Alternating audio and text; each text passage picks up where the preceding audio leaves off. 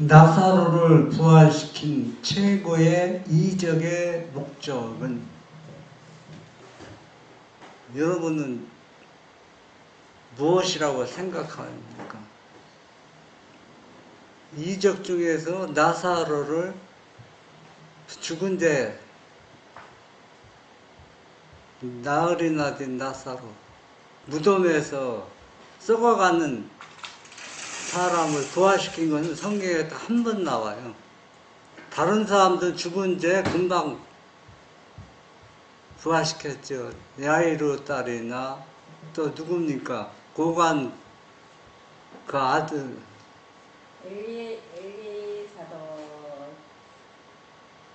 엘리야도 죽은 애를 다 살렸고. 예, 무덤에 장사 짓는 사람을 예수님이 무덤에서 부활할 거를 가르쳐 주려고. 부활시킨 사람은 딱 나사로 사건 딱 한 번 나옵니다. 신구약 성경 전체에서. 이건 최고의 이적이라고 볼 수 있는데, 이렇게 한 목적이 분명히 있습니다. 나사로를 사랑하기 때문에, 그 가족을 예수님이 사랑하기 때문에 그렇게 이적을 행한 것이 아닙니다. 그럼 우리가 한번 살펴보도록 하겠습니다.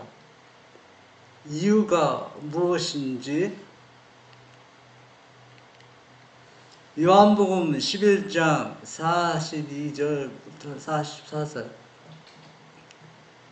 항상 내 말을 들으시는 줄을 내가 알았나이다. 그러나 이 말씀하옵는 것은 둘러선 무리를 위함이니 곧 아버지께서 나를 보내신 것을 그들로 믿게 하려 함이니이다. 이 말씀을 하시고 큰 소리로 나사로야 나오라 부르시니 죽은 자가 수족을 배로 동인 채로 나오는데 그 얼굴은 수건에 쌓였더라. 예수께서 이르시되 풀어놓아 다니게 하라 하시니. 그러니까 나사로를 하나님께서 부활시킨 그 이유가 뭐라고 나옵니까 여기서? 아버지께서 나를 보내신 것을 믿게. 예. 예수님이 하나님의 아들로서 믿게 하기 위해서 그렇습니다. 그러면 이 말씀을 우리는 보고 또 말하면서 그냥 평범하게 그냥 서로가 이야기하는데, 오늘날도 이와 같은 일들이 우리 주변에서 일어나고 있다는 얘기예요. 나사로를, 죽은 나사로처럼 죽은 사람을 살리는 그 일이 일어난다기보다도 예수 그리스도를 믿는다고 하면서 유대인처럼 예수님을 믿는 겁니다. 유대인들처럼. 그럼 유대인처럼 믿는다는 얘기는 뭐냐? 오직 누구만? 여호와 하나님만 믿는다는 얘기입니다. 그 얘기는 무엇을 의미하느냐 하면은, 예수님을 실제로 우리의 구주가 되고 우리의 대성물이 되는 것을 실제로 믿는 것 같이 보이지만 그렇게 믿지 않고 있는 사람들이 오늘날 많이 있다는 얘기입니다.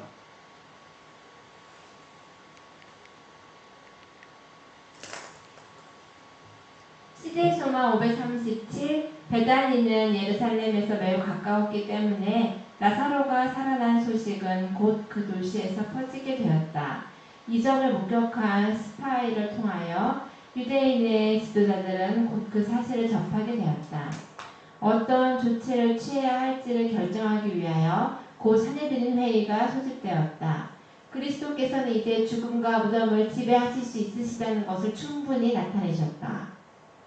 그 능력 있는 이적은 사람들에게 하나님께서 사람들을 구원하시기 위하여 당신의 아들을 세상에 보내셨다는 최고의 증거이었다.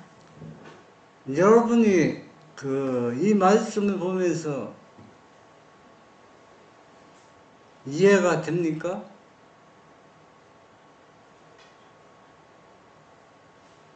하나님의 아들이란 증거가 부활 생명을 살린 이해가 안 되는 얘기입니다. 왜 이해가 안 되느냐 하면은 여러분 한번 생각해 보세요. 죽은 데 나흘이 되는 사람을 시체가 냄새나는 것을 썩어가는 그 시체를 부활시켰어요. 그러면은 부활시킨 그 예수라는 존재가 어떤 일은 못하겠어요. 한번 생각해 보세요. 예? 그런데 이런 사람을 죽이려고 특별 산헤드린이 모집해서 이 사람을 어떻게 죽일고 하고 의논했다는 얘기는 여러분 이해가 되는 얘기입니까? 도저히 이해할 수 없는 일입니다. 이런 이적을 행하는 사람을 죽이려고 모의를 한다는 것.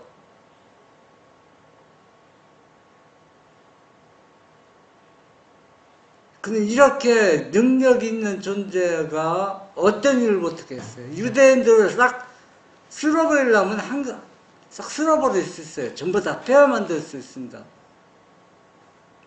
그런데 이건 무엇을 의미하냐면은 성경을 아무리 열심히 연구한다 할지라도 진리를 떠나면 얼마나 악해지는 것을 볼 수 있어요. 너무 악해지는 모습입니다. 완전히 사단의 앞자리가 되어서 이런 사람들이 교회에서 성경을 가르치고 매일 하고 있습니다. 유대인들은, 제사장들은 또 양을 잡아서 그 일을 계속 예배를 드리고 있는 겁니다. 그 일을 통해서. 그러면서 누구를 믿는다고 합니까? 여호와 하나님을 믿는다고 말하고 있습니다. 그러면 현대 이런 일들이 교회에서 일어나고 있습니까? 안 일어나고 있습니까? 유대인 같은 사상을 가지고 보면은 자기들이 하는 일이 절대 죄가 아니라고 생각하고 있어요. 그러니까 그 일을 계속 반복해서 하고 있는 겁니다.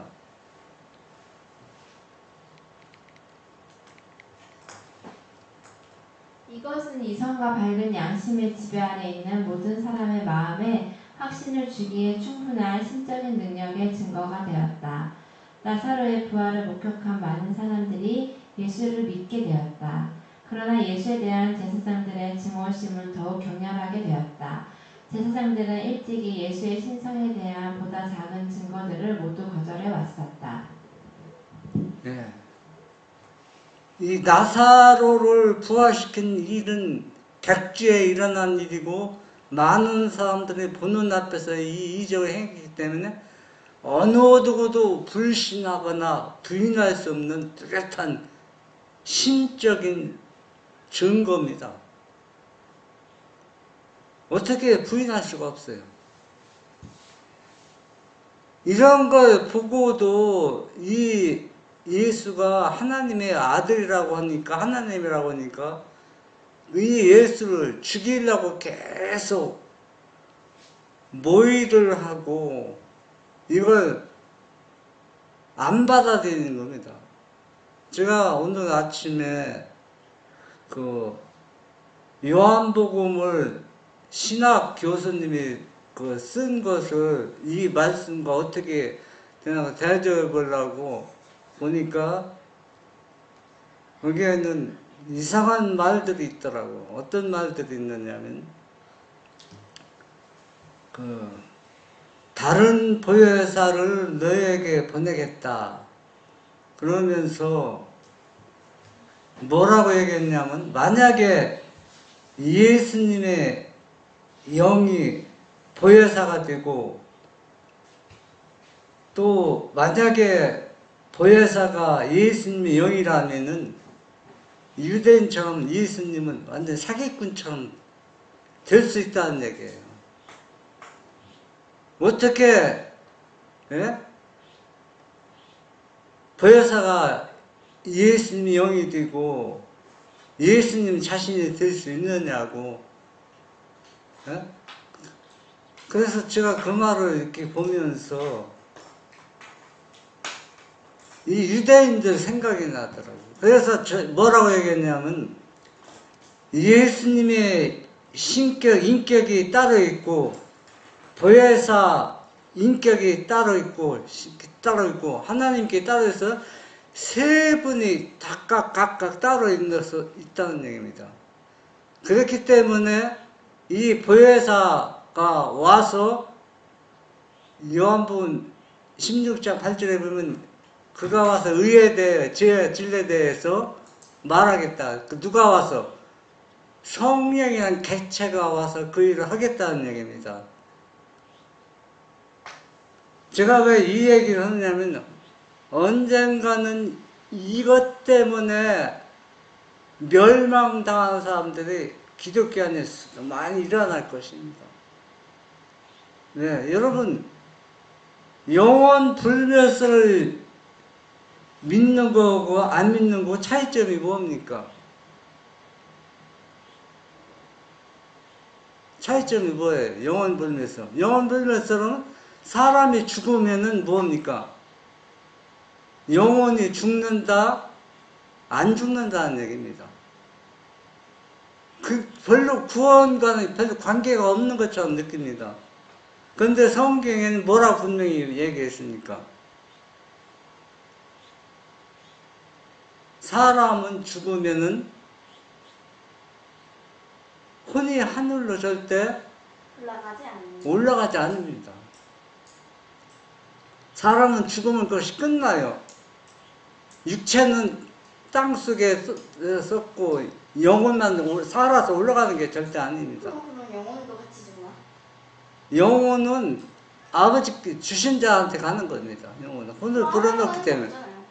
그건 살아서 가는 게 아니지. 그 자체가 인간 몸에서 분리되면은 그 혼이라는 것은 의미가 없습니다.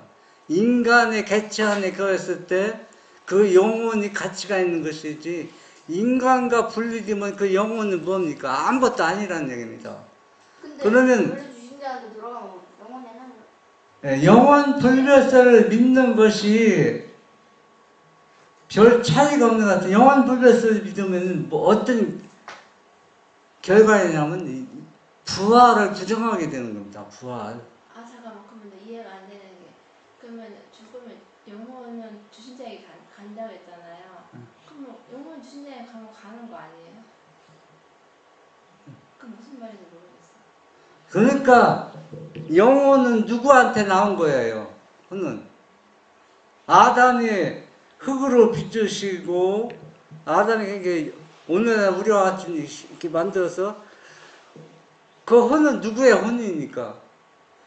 하나님의 혼이니까 하나님 혼을 불어넣었으니까 죽으면 하나님의 혼을 하나님께 다 걷어가는 것이지. 걷어가니까 하늘로 가는 게 맞네요. 하늘로 가는 게 아니죠. 그거는 간다는 얘기는 하늘에 가서 또 이 땅에서 사는 것도 생활하는 것을 말하는 것이지. 그렇잖아요. 그래서 사람들이 이 말씀을 이해하기가 쉽지는 않아요. 왜 쉽지 않아요? 예수님을 하나님의 아들로 받아들이는 것과 거절하는 것. 네.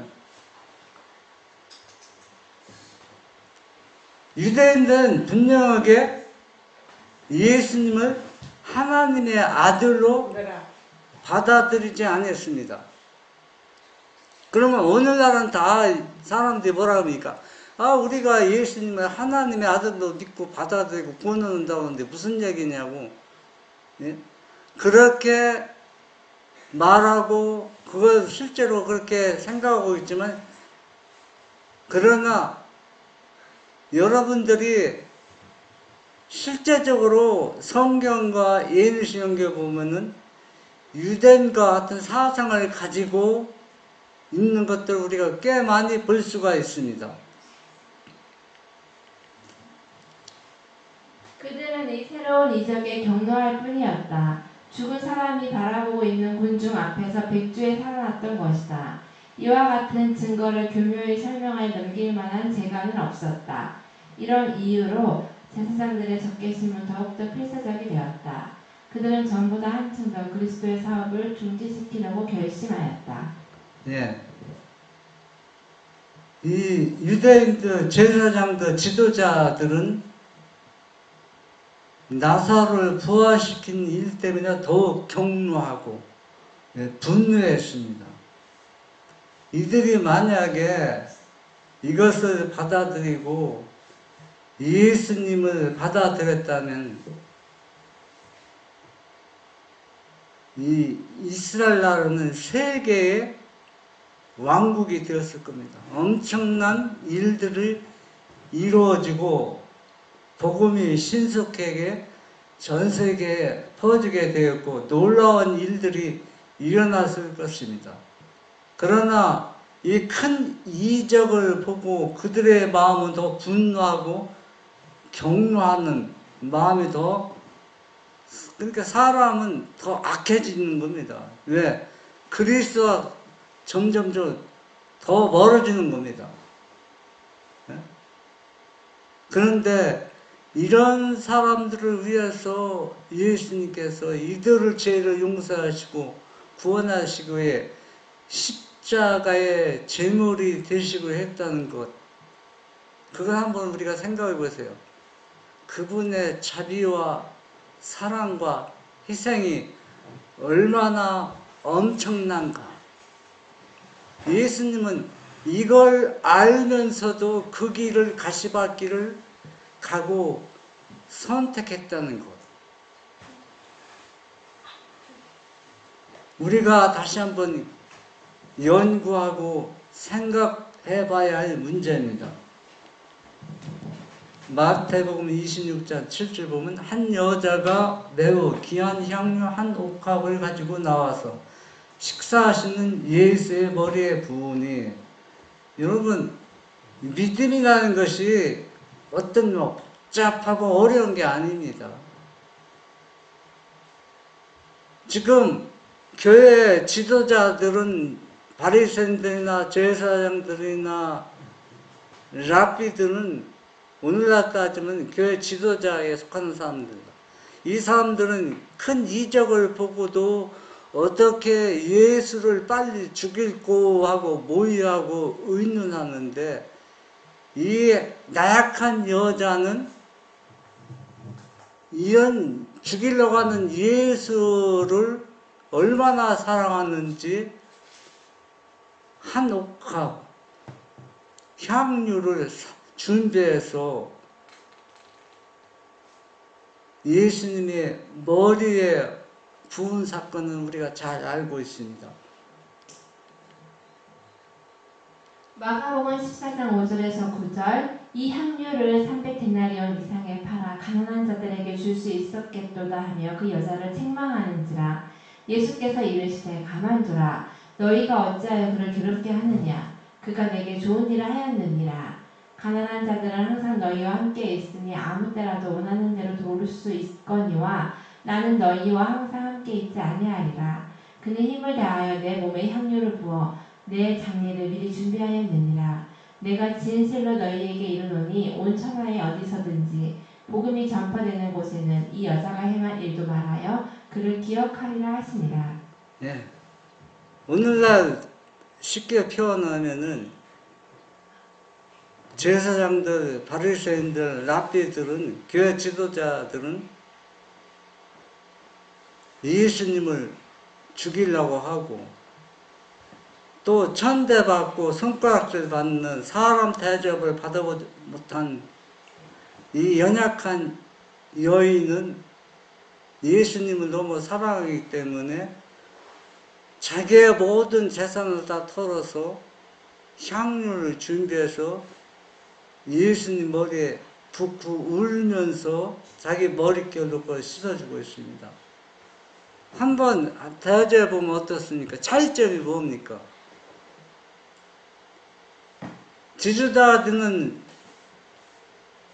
사람들은 큰 이적을 보고도 예수님을 계속 거절하고, 이 천한 취급을 받는 이 여자는 믿음으로 예수님의 장사를 준비하고 있습니다. 그러면 이 여자와 유대인들 차이점이 뭡니까? 차이점이 뭐예요? 어떤 차이점이 있습니까?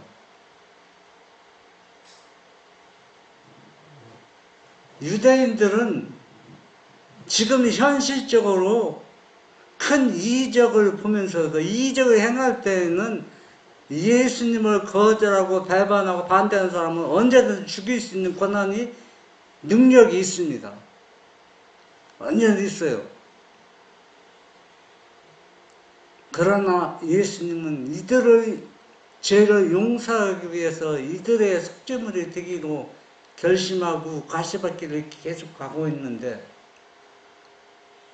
이 여인은 자기 죄를 용서받은 것을 너무 감사해서 자기 현실적으로 자기 마음을 예수님 앞에 다 드렸습니다. 그런데 유대인들 그 교회 지도자들은 현실적으로 자기 마음을 예수님 앞에 안 드렸다는 얘기입니다. 어디에 집중했습니까? 현실적으로 믿음으로 살라고 그걸 그렇게 예수님을 믿은 것이 아니라, 예수라는 이걸 믿음을 통해서 내가 어떤 이익을 취할 수 있을까? 내가 무엇을 얻을 수 있을까? 세상적인 것을 얻으려고 했다는 얘기입니다. 세상 것을. 우리도 똑같지 않습니까? 우리가 예수님을 믿으면서 지금 내가 무슨 일을 하고 있는데 그 일을 통해서 내가 무엇을 얻고자 할 때, 열심할 때 누구를 잊어버릴 수 있어요? 예수님을 잊어버릴 수 있습니다. 여러분, 사람은 생활 방식이 다 다르지만 생각하는 각도는 거의 다 비슷해요. 네? 여러분이 화나고 분노할 때, 또 말을 거칠게 나올 때 어떤 생각합니까? 상대방이 내 눈에 거슬리는 행동을 딱 하면은 내 입술에서 좋은 얘기가 안 나오죠. 좋은 얘기 나오죠. 네, 불쾌한 목소리가 내봤습니다. 그건 하나님을 믿는다 하지만 현실적, 지금 현 현실에 내 마음을 거기에 온전히 쏟고 있다는 얘기예요. 그게 눈에 거슬린다는, 그러니까 거친 말이 나오는 겁니다. 그건 바로 뭐냐? 유대인들과 똑같은 모습을 우리가 하고 있다는 얘기예요. 그런데 마리아는 그렇게 하지 않았다는 얘기입니다. 이거 나는 유대인이 아니라고 생각하지만은 그러나 생활 모습에서 그와 같은 생활을 계속 반복하고 있다는 얘기입니다. 이러한 음모들이 예루살렘에서 진행되고 있는 동안 예수와 제자들은 시몬의 잔치에 초대되었다. 식탁에서 구주는 시몬과 나사로와 같이 앉으셨는데, 한편에는 흉악한 질병에서 고침을 받은 시몬이 앉았고, 다른 편에는 죽음에서 살리심을 받은 나사로가 앉아 있었다. 마르다는 식탁에서 일하고 있었으나 마리아는 예수의 입술에서 나오는 모든 말씀을 열심히 듣고 있었다. 예, 여기에는 시몬의 잔치, 그러니까 예수님을 초청했습니다.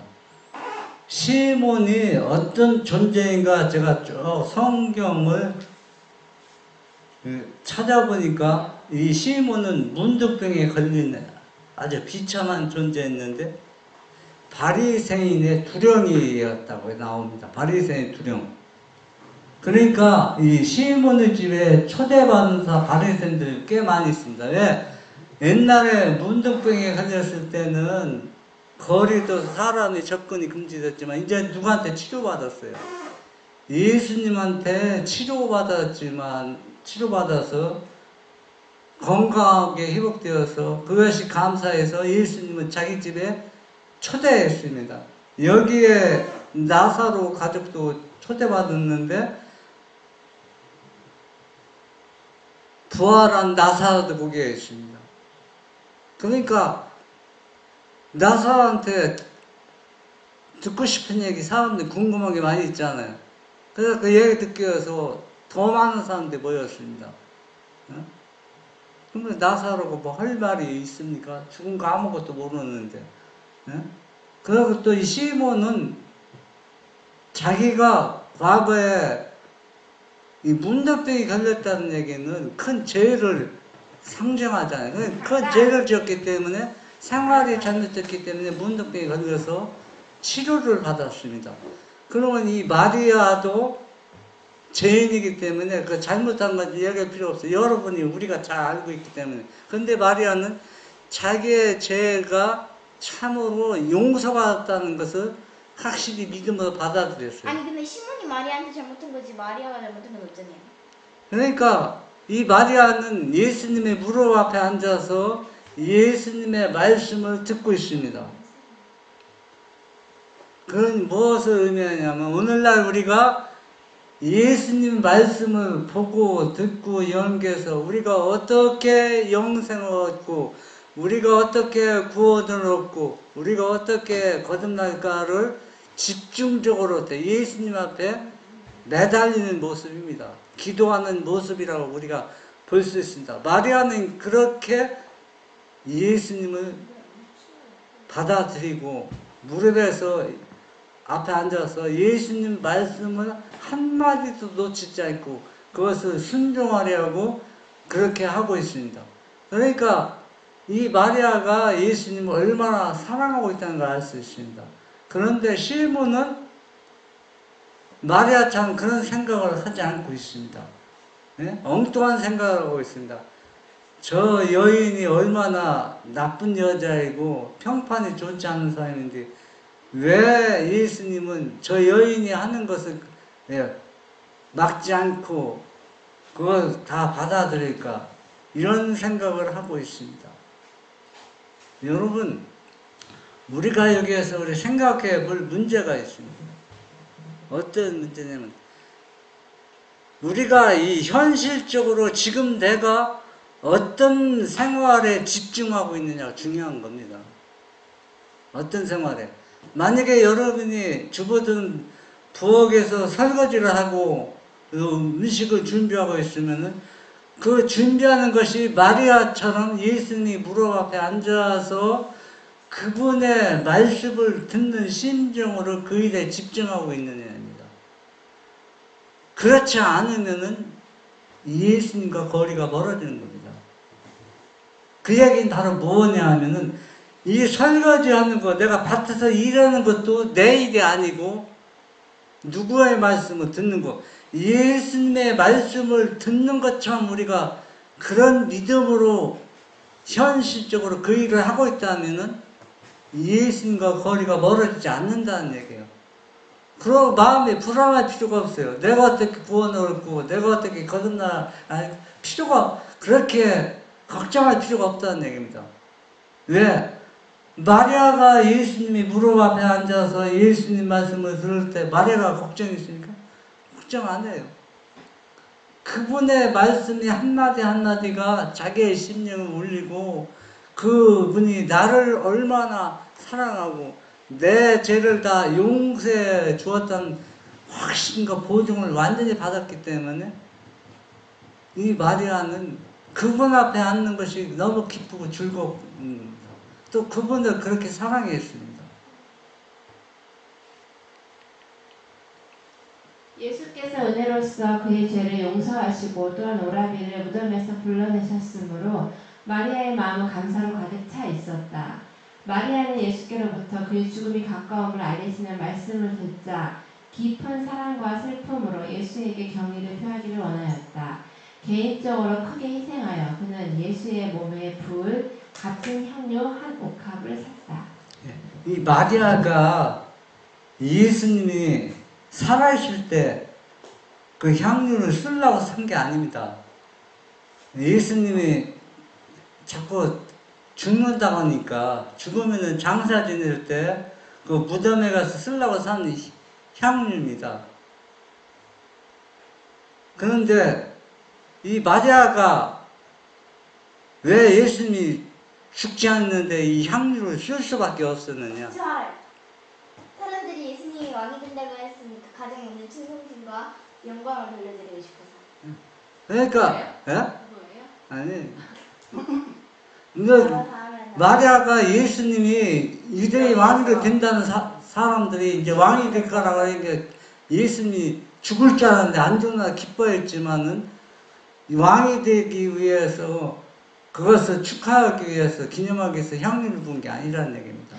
그러면 마리아가 예수님이 살아있을 때 향유를 붓게 한 것은 마리아의 자기 마음이 아닙니다. 하나님 성령이 지도해. 아버지의 영이 마리아의 마음의 역사에서 지금 이것을 예수님께 부어라는 것입니다. 그러면 마리아가 그렇게 할 수밖에 없는 것은 예수님이 무릎 아래 앉아서 그분의 말씀을 전적으로 들었다는 얘기입니다. 그렇기 때문에 그 시기를, 적당한 시기를 할 수 있도록 하나님께서 은혜를 베푼 겁니다. 그러면 이것은 궁금한 게 있는데 그러면 예수님은 이 잔치 쓴 다음에 며칠 뒤에 돌아가셨어요?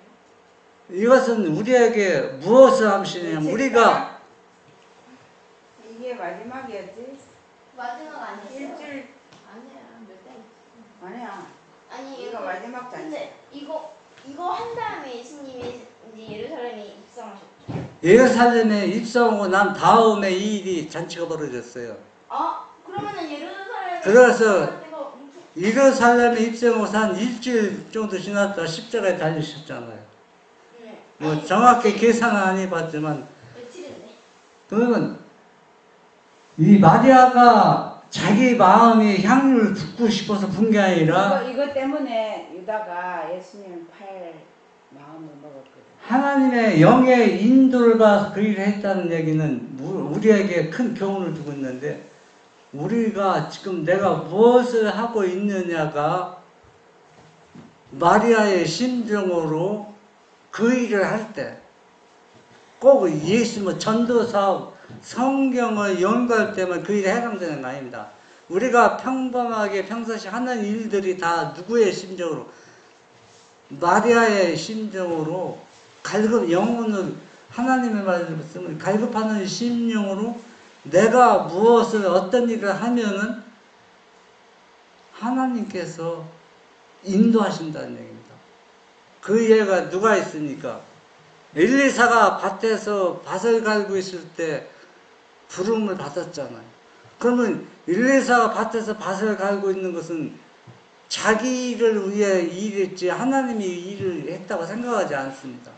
그런데 엘리사는 하는 모든 일들이 하나님의 일이라고 생각하면서 최선을 다했다는 얘기입니다.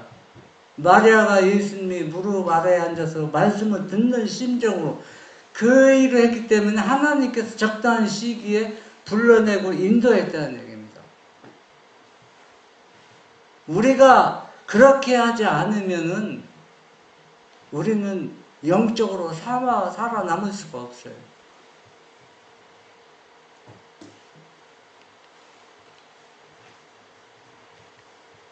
그러나 지금 많은 사람들은 예수께서 왕이 되시려고 한다고 선언하고 있었다. 마리아의 슬픔은 기쁨으로 변하였으며 그는 제일 먼저 주님께 영광 돌리기를 열망하였다. 옥합을 깨뜨리고 그는 향유를 예수의 머리와 발에 부었다. 그리고 그는 울면서 무릎을 꿇고 그의 눈물로써 발을 적시고 길고 미끈한 머리털로 예수의 발을 씻었다.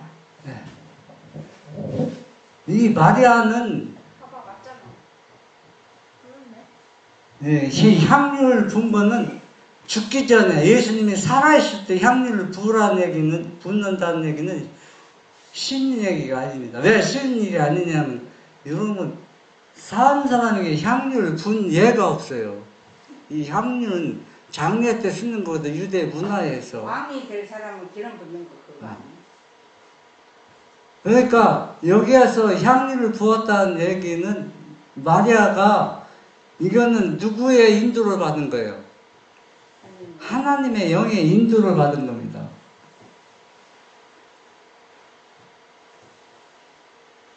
이 마리아가 예수님이 실제 왕이 될 거라고 생각은 했지만은, 그러나 이 마리아가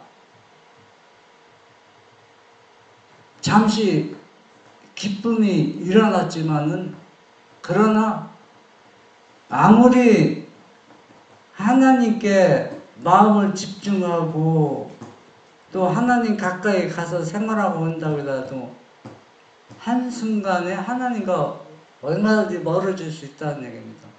이 마리아가 예수님이 실제 돌아가셨을 때 이 마리아가 얼마나 슬퍼했습니까? 왜 슬퍼했습니까?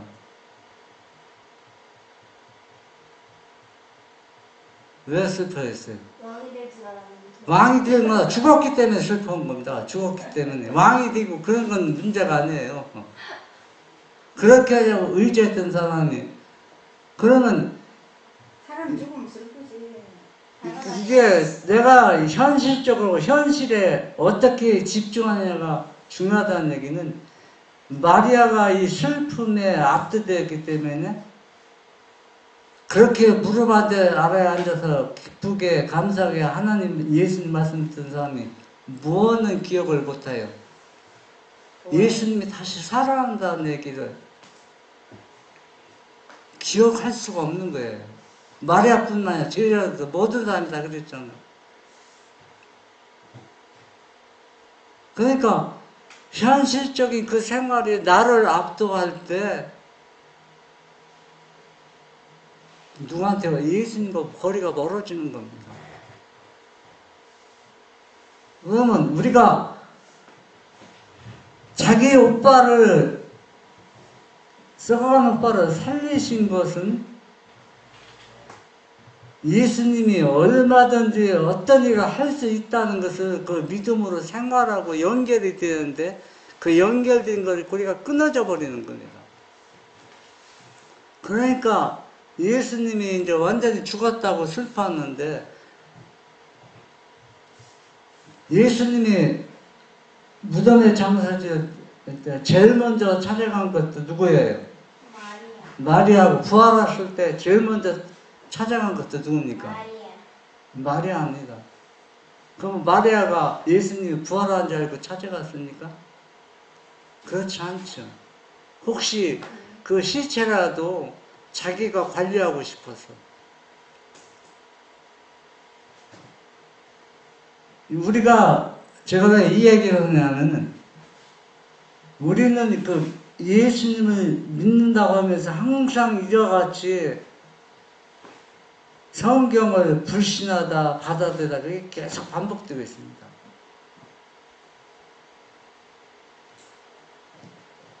그렇기 때문에 우리의 믿음이 자라기가 쉽지는 않아요.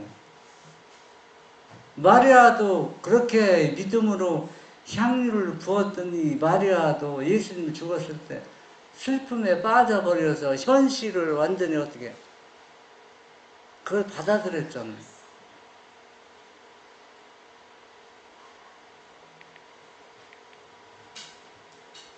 구주의 시신에 아낌없이 부으려고 했었던 향기로운 선물을 그는 산 몸에 부은 것이다. 장사 때의 이 향기는 무덤에만 가득할 뿐이지만 지금 이 향기는 마리아의 믿음과 사랑의 보증으로서 예수의 마음을 기쁘게 하였다. 아리마대 사람 요셉과 니고데모는 저희의 사랑의 선물을 예수께서 살아계실 때 바치지 않았다. 이 마리아가 예수님한테 향유를 부은 것은 예수님의 용기와 격려와 기쁨이 되었습니다. 이 나약한 여인이 단지 향유를 부은 건데, 이걸 이 연약한 여인이 예수님의 사랑을 받아들이고 그 예수님 마음을 기쁘게 했다는 얘기입니다. 장사 때 붙는 것보다도 살아있을 때 붙는 것이 얼마나 값진 일인지 예수님께서 말씀하고 있는 겁니다. 요셉과 아리마대 요셉과 니고데모는 살아있을 때 이 일을 하지 못했습니다. 무덤에 있을 때 이 일을 했습니다. 그런데 이 마리아는 무덤에 있을 때 이 일을 한 것이 아니라 살아있을 때 이 일을 했다는 얘기입니다. 그러면 이것은 무엇을 의미할까요? 예수님께서는 이것을 복음을 전하는데 이 일도 뭐라 했어요? 같이 전하라겠습니다. 얼마나 마리아의 한 이 행실을 높게 평가했습니까? 이 일은 무엇을 암시해 주느냐면 우리가 예수님을 복음을 전파할 때 그 시기가 얼마나 중요하다는 것을 알 수가 있어요. 즉 그것은 무엇을 얘기할 수 있느냐면은 이 마리아가 사실 준비한 것은 예수님이 무덤에서 이 향유를 부으려고 준비했지만은 그러나 살아있을 때 향유 부은 것처럼 우리가 하나님의 말씀들을 전파했을 때 지금 이 말씀을 전파해야 될 시기가 그 시기에 마리아처럼 먼저 전파하는 것이 얼마나 중요하다는 걸 알 수 있어요. 야중에 깨닫고 니고데모처럼 후에 전파하는 것은 물론 그것도 하나님께서 기쁘고 영광 돌리는 것이지만은 차이가 난다는 얘기입니다. 지금도 믿음으로 말미암는 의를 우리가 전하고 또 말하고 있지만 예수님이 제자들에게 가르쳐 주시는 믿음으로 말미암는 의를 지금 우리가 선포해야 되는데 마리아처럼 예수님이 살아있을 때 향유 부는 것처럼 지금 선포해야 되는데 지금 선포하면 다 교회에서 왕따 당하고 기독교에서 완전히 출교를 당할 수밖에 없습니다. 그렇기 때문에 이 선포할 수가 없어요. 그럼 언제? 그러니까 마리아처럼 이렇게 가장 적정한 시기에 해야 된다니까 죽은 다음에는 의미가 없다는 얘기예요. 죽은 다음에 그 향유 붓는 거는 예수님이 살아있을 때 향유를 부어야 된다는 얘기예요. 우리도 애매하면 서로한테 도와줄까요? 그리고 서로에게 도와줄까요? 요한복음 1장 32절 보면 마리아가 예수 계신 곳에 가서 비웃고 그 발 아래 엎드려 이르되 주께서 여기 계셨더라면 내 오라버니가 죽지 아니하겠나이다 했습니다. 여러분 제가 이렇게 앞뒤가 이렇게 왔다 갔다 하는 이유는 마리아의 생활 모습을 우리가 보면서 내 생활 모습을 한번 대조해 보라는 얘기입니다. 마리아가 예수님 말씀을 한두 번 들었습니까? 이거는 기름 붓기 전에 기름 붓기 전에죠. 그러면 일주 전입니다. 오라버니 그러니까 시몬의 잔치집에 있기 전에 이 일이 있었습니다. 그러면 이 마리아도 예수님이 자기 오빠를 부활시킬 것을 믿지 못했다는 얘기예요. 그래서 예수님이 여기 계셨더라면 내 오라버니가 죽지 아니할 것이라 이렇게 낙심하는 모습입니다.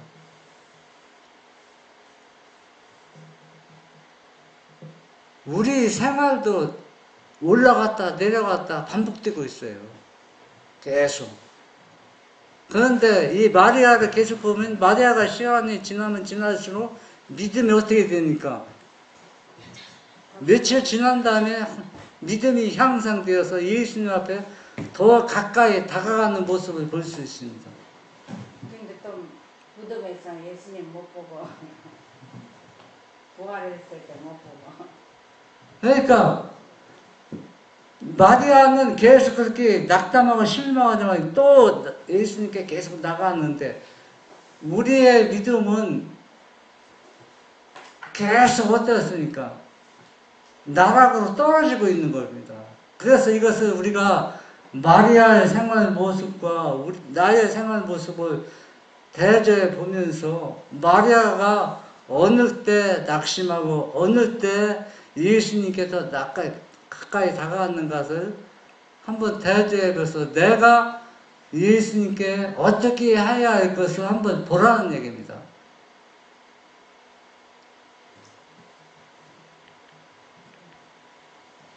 요한복음 4장 8장 41절 보면 너희는 너희 아비가 행한 일을 하는도다. 이게 누구한테 하는 겁니까? 예수님이 바리새인들 같이 너희 아비가 누구다? 마귀라는 겁니다. 너희 아비처럼 똑같은 일을 하고 있다고 예수님이 이 랍비들 바리새인들을 책망하는 겁니다. 너희는 너희 아비가 행한 일과 똑같이 하고 있다. 그때 이 바리새인 대답이 오니까 우리가 대답하되 우리가 음란한 데서 나지 아니하였고 아버지는 한 분뿐이시니 곧 하나님이시다. 이게 무슨 얘기입니까? 이 유대인들이 예수님이 네가 아무리 그렇게 선한 일하고 뭘 해도 너는 음란한 자식이요. 음란한 자식이기 때문에 하나님의 아들이 될 수 없어. 그러나 우리는 절대 음란한 데서 나지 아니했고 우리 아버지는 한 분, 그 하나님이라고 유대인들이 대답하는 겁니다. 왜 음란한 데서 났다고 그래요, 예수님은? 그러니까 마리아와 결혼한 거 요셉이 그러니까 오늘날 따지면 요셉이 재우는 거잖아요. 그러니까 그걸 비꼬아서 예수님 비하하는 겁니다. 그 정도로 예수님을 그렇게 조롱하고 예수님을 그렇게 생각하는데 하나님의 아들로 받아들이는 것은 불가능한 일입니다. 오늘날 똑같아요. 오늘날도 우리가 잘못된 교리가 교회 안에 많이 숨어 들어왔는데 그런 잘못된 교리를 받아들이면서 하나님의 아들이라고 아무리 믿어도 그것은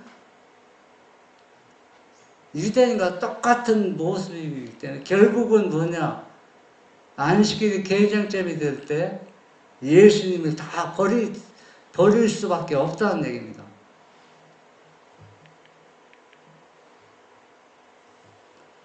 요한복음 8장 48절 유대인들이 대답하여 이르되 우리가 너를 사마리아 사람이라 또는 귀신이 들렸다는 말이 옳지 않으니냐.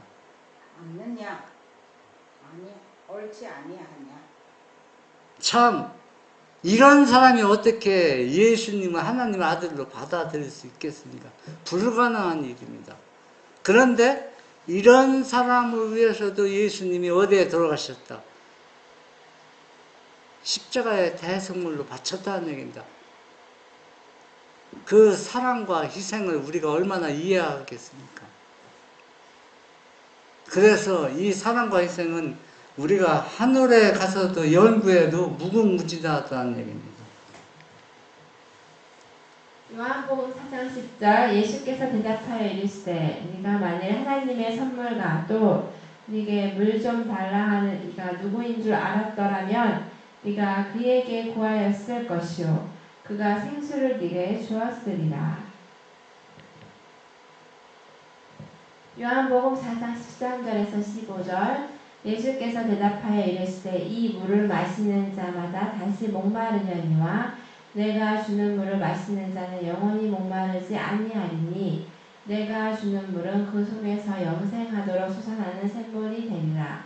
여자가 이르되 주여 그런 물을 내게 주사 목마르지도 않고 또 여기 물 기르러 오지도 않게 하옵소서. 네, 여기 성경에서 나오는 두 여자 인물은 절대적으로 죄인 중에 죄인이며 사람한테 멸시를 받는 사람입니다. 이들은 자기 자신이 처신이 얼마나 더럽고 큰 죄인이라는 것을 자기가 스스로 인정하고 받아들이고 있습니다. 그래서 절대적으로 메시아를 예수님을 만났을 때 그분의 사랑과 그분의 은혜가 절대적으로 필요로 느끼는 사람입니다. 자기가 죄인인 줄 모르는 사람은 이 예수님의 은혜를 받을 수가 없어요. 내가 하나님 믿으면서 얼마나 선한 일하고 믿음으로 사는데 부자 법관처럼 하나님의 사업을 열심히 하고 있는데 이런 사람에게는 하나님의 은혜가 그 마음속에 들어갈 수가 없어요. 왜? 필요를 느끼지 않습니다. 겉으로만 영생 얻고 싶다, 의가 필요하다고 겉으로만 그렇게 생각하지만 실제 마음속에서는 그 원하지 않고 있다는 얘기입니다. 유대인들이 그래서 예수님을 받아들일 수 없는 겁니다. 그런데 이 두 여인은 누구의 은혜가 없이는 살아갈 수가 없어요. 하나님의 은혜가 없이는 살아갈 수가 없고 이 땅에서 사람들 만나서 떳떳하게 살아갈 수가 없어요. 그런데 이 두 여인은 예수님을 만나서 죄에서 용서받았고 그분의 사랑과 자비를 그 실제적으로 믿음으로 받아들였기 때문에 오히려 학식이 있는 바리새인과 랍비들보다 훨씬 머니까 예수님 앞에 가까이 나갈 수가 있었다는 얘기입니다.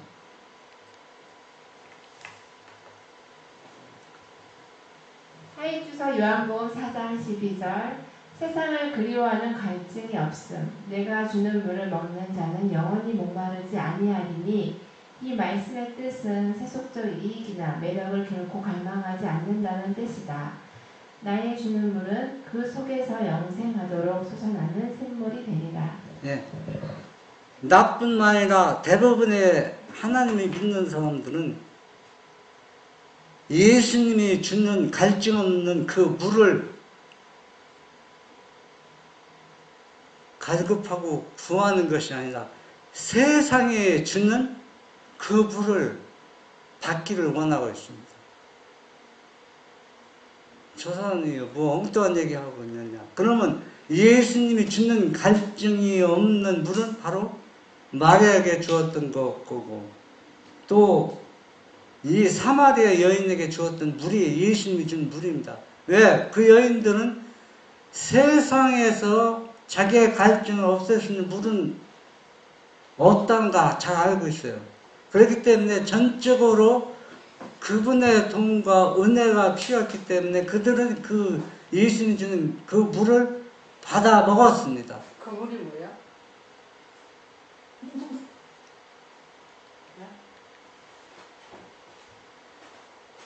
여기 한번 봤습니다. 화해주서 요한복음 4장 11절에 한 통로 그대는 내재하시는 구세주를 모시려고 노력해야 한다. 그분은 그대에게 영생하도록 솟아나는 샘물같이 될 것이다. 마음에서 흘러나오는 생명의 샘물은 다른 사람들의 마음을 적셔준다. 그러면 예수님이 주는 갈증을 일어나는 물은 뭐냐? 예수님 자신입니다. 여러분, 우리는 지금 왜 자기 자신을 속이고 속고 있느냐 하면 현실적으로 예수님이 주는 갈증을 필요로 하지 않고 있어요. 그럼 왜 필요하지 않고 있다고 생각하느냐면 나나 여러분들은 지금 세상에 나와도 손가락질 받고 살지는 않아요. 누가 손가락질 합니까? 안 그렇잖아요. 그런데 이 두 여인은 나가면은 사람을 만나기 두려워요. 왜 다? 손가락질 하는 겁니다. 그런데 누구만은 그렇게 하지 않습니까? 예수님 그렇게 하지 않거든요. 그것도 우리는 내가 기도한다고 해도 내가 지금 그렇게 예수님은 필요로 하면서 기도하는 사람도 있겠지만 대부분 그렇지 않다는 얘기입니다. 왜? 그분이 없어도 내가 지금 살만해요. 뭐든지 살아갈 수 있다는 얘기입니다. 그런데 무언가 불안하고 초조하기 때문에 그분한테 구하는데 이 두 여인처럼 실제적으로 내 마음속에 우러나는 그런 갈증을 필요로 느끼면서 구하는 게 쉽지 않다는 얘기입니다. 왜? 현재도 내가 지금 잘 살고 있는데, 예? 그런데 이 두 여인은 그렇지 않다는 얘기입니다. 왜? 예수님의 주는 은혜, 그 갈증이 없는 그것을 없이는 이 땅에서 살아갈 수가 없기 때문에 그걸 받아들일 수밖에 없습니다. 그 얘기는 바로 뭐냐 하면은 예수님이 내 마음에 내재하기 위해서 내 마음에서 뭐를 몰아내야 된다는 얘기입니다. 죄를 몰아내야 된다는 얘기입니다. 죄를. 그러면 나도 이 여인처럼 세상에서 손가락질 당하며 살 수밖에 없는 죄인이라는 얘기를 우리가 인식하고 받아들여야 된다는 얘기입니다. 그래야만 누구의 은혜가 필요하다는 걸 알 수 있어요. 그분의 은혜가 필요하다는 것을 알 수 있다는 얘기입니다. 그런데 우리는 그렇게까지 내려가지 않고 있어요. 그래서 여기 보면 한 통로입니다. 그대는 내 자신 구세주를 모시려고 노력해야 한다. 노력해야 한다는 얘기는 우리가 잘못된 생활을 우리가 이미 깨달아야 된다는 얘기입니다. 우리는 너무 쉽게 그냥 굴복당하는데, 예를 들어서 예배 시간에 어린아이가 뛰어다니면 어떻습니까? 보기 좋아요? 보기 싫어요? 그러면 예수님은 이런 때 그 어린이를 어떻게 대했을까 생각하면서 어린애에게 말을 하는 사람이 거의 없어요. 직설적으로 얘기합니다. 그러면 그렇게 해서 직설적으로 하는 내 마음속에 예수님이 오실까요? 안 오실까요? 올 수가 없죠.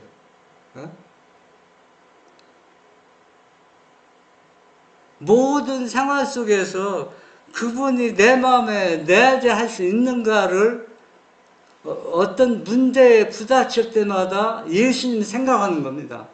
예수님. 그러면 예수님은 이럴 때 어떻게 말씀하시고 어떻게 이것을 처리하셨을까? 우리가 그런 마음으로 우리가 매일매일 살아간다면 시간이 지나면 나도 모르게 내 생활에 변화가 일어나고 예수님이 내재하시는 경험을 느끼게 된다는 얘기입니다. 그래서 이거는 쉬운 일은 아니지만 오늘 안식을 통해서 우리가 다 그렇게 하도록 예수님께 은혜를 구하면서 이 안식일을 보내기 바랍니다.